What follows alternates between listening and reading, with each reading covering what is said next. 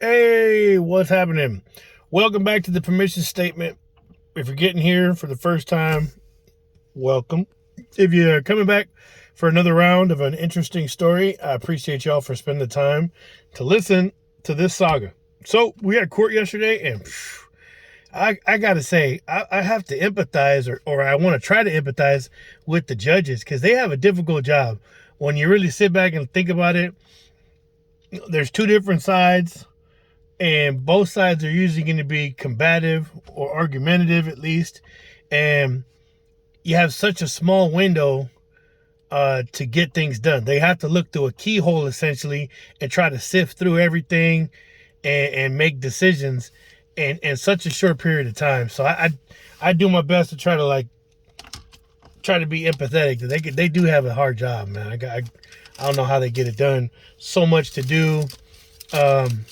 In a short time, and they'd have to depend on what's in front of them. That's why before I even go into the court, I always put declarations forward. I think it's the M030.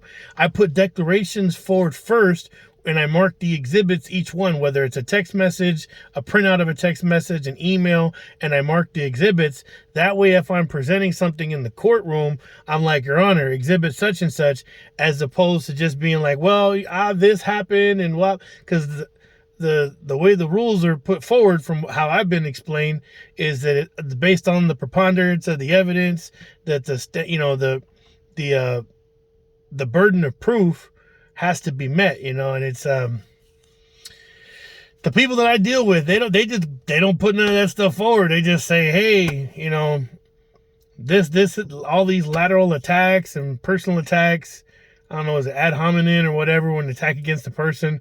I can't remember the exact logical fallacy. But it got pretty ugly and nasty. And I'm disappointed they keep lying. And I've told them every time they lie, I have to come here to refute it, because you don't have enough time to cover everything in there. And so you got to kind of pick and choose. And I heard the judge say yesterday, and so I think I have to process this and accept it, that when they go in there and they just talk a bunch of shit, like, don't sweat it. That's just hubbub.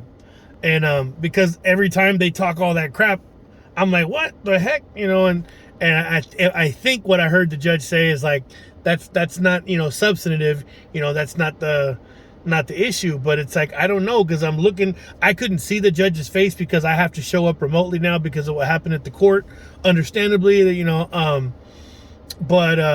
so I couldn't see the facial expressions. And I always try to do that. I try to observe the facial expressions of the judge. It's her courtroom. She's the arbiter. And so you can use that as a measuring stick to, like, hey, shut the fuck up, but I couldn't see her face yesterday. And so I was kind of blind. All I could see was the courtroom. And I could only initially see the respondent and the respondent's attorney, whereas before I could always see the people, but I couldn't see the judge, nobody. It was just, all it showed was the courtroom looking from the bench. So it was awkward. She thought that I could see them, but I couldn't. And so I had to kind of like wave to her and let her know, like, I can't see you. Because I didn't want her to think that I was missing those cues that are important to watch out for in the court. Like, if you say something and it's abrasive and it offends the judge, it's not going to be probably ideal for your circumstance. I'm in a circumstance that most people will still have an extremely hard time to fathom. Whether you're a professional or not, or you've been through litigation, family or civil or otherwise, this circumstance is going to be on a level that most people won't even be able to, like, they're like, that can't be the truth. But it is, and we'll get there. Hopefully I don't have to go all the way, but this attorney Gregory C. Winter, there's got to be some kind of accountability for how this dude is and what he did. What him and the respondent did together, it's very uncouth. And I think the judge sees that by now. I'm hoping, because I put enough evidence forward. But I did what I should not have had to do. There's no fucking way that I should have had to do that, because I facilitated a means to where that didn't have to happen. But they intentionally wanted to make it go in a certain way that would, whether they wanted to utilize that to get the end that they wanted, or or something worse.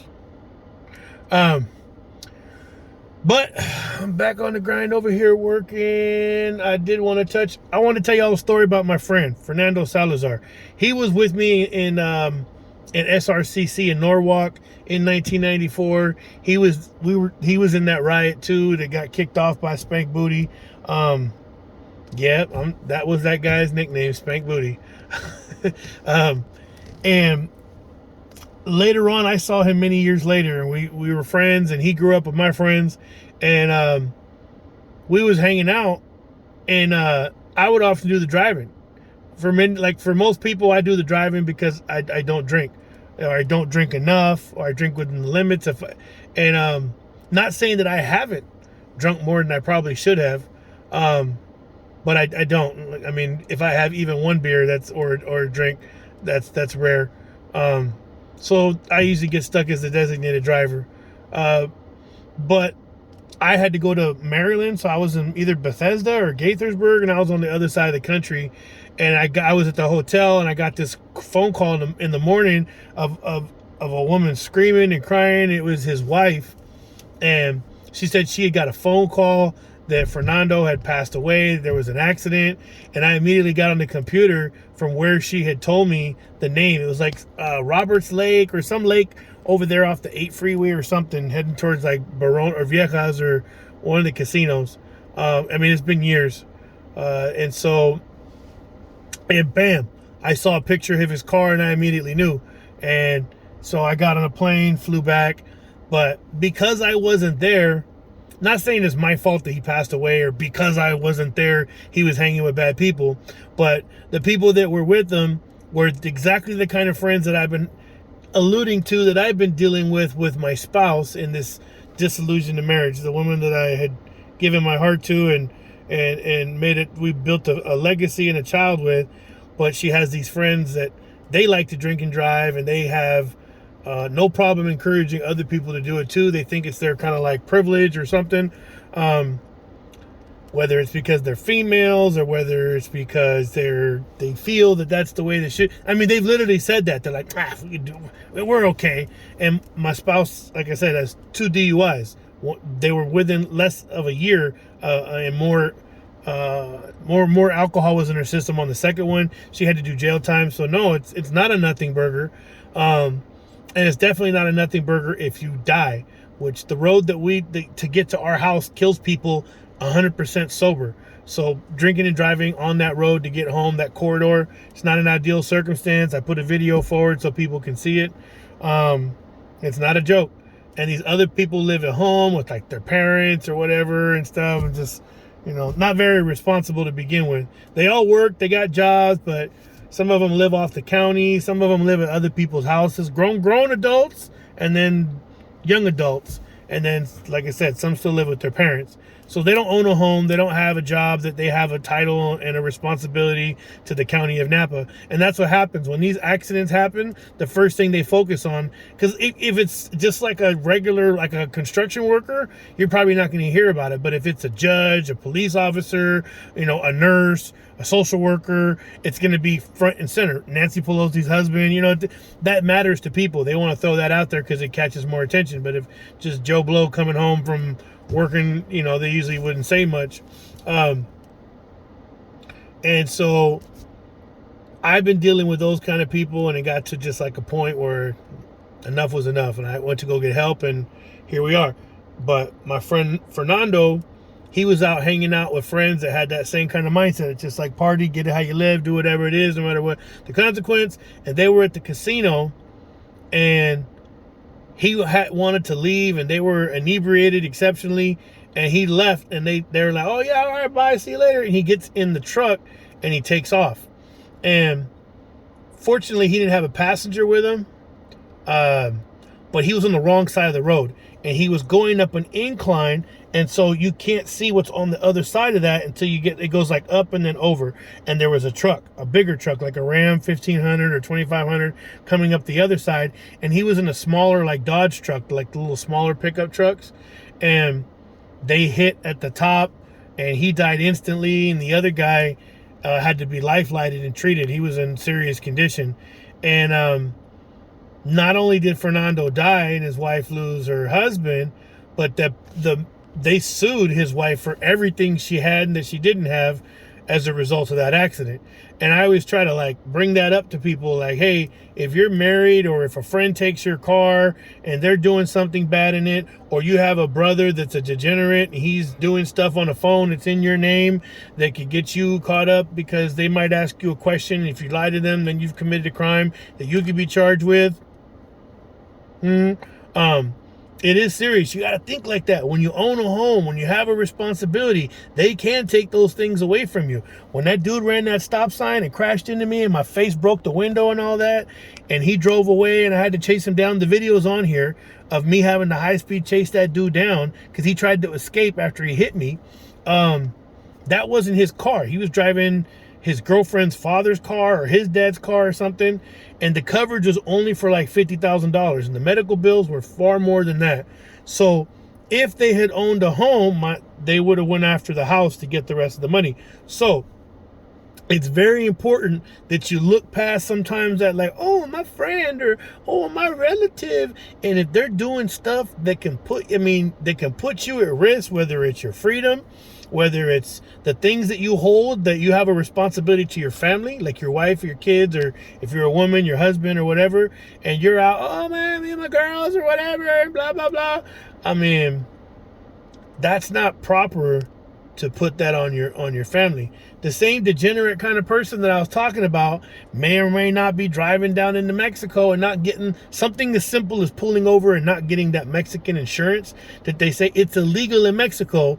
And if you get into a car accident, your insurance ain't going to cover it. You have to be, I think, within 5 miles of the border, and you have to opt into it. So even if you opt into it, it only covers you 5 miles into Mexico or something like that, maybe 6. So if you have neither one of those, and you don't have the Mexican insurance, and you total your car in Mexico, you're then going to have to pay for that car because your insurance ain't going to cover it. And if you get the Mexican police, if somebody else gets hurt, and you don't, I had a rental car and somebody hit me down there and I didn't get the Mexican insurance, and so they'll send you to jail. You can go to jail for 6 months to the penny in Mexico. So if you don't get hurt and the other people do get hurt in Mexico, they put you in jail and give them an opportunity to sue you. It's a trip. But all you have to do is get the Mexican insurance, and that Mexican insurance, do a little research. It does quite a lot more than what people would think. So it's not a waste of time, because if you're hit down in Mexico, man, you will end up in jail. I'm not joking. Everybody, no. Whatever. Roll the dice, end up in the La Ocho, and on your way to the penny like I was. Like, I'm not joking. They were going to try to send me to prison for 6 months in Mexico for a car accident that wasn't my fault because I didn't have that insurance. Don't play the game. Or if you're going in and out of Mexico, don't play the game. I was in a rental car, all right? So having had that life experience, I would always try to say it to some degenerate person that I knew that kept going down there. Oh, somebody that's not a degenerate. My spouse kept taking our car that's registered in our name that we have a loan on. She kept taking it down into Mexico and not getting the Mexican insurance. So if she totaled that car out down there, then I'd have to pay out the rest of that loan and the insurance wouldn't cover it. These are the kind of things that when you're in a bond with somebody, that relationship and your family has to come first. Toxic friends and all that just for whatever reason can't fly out of the nest or can't achieve or won't achieve.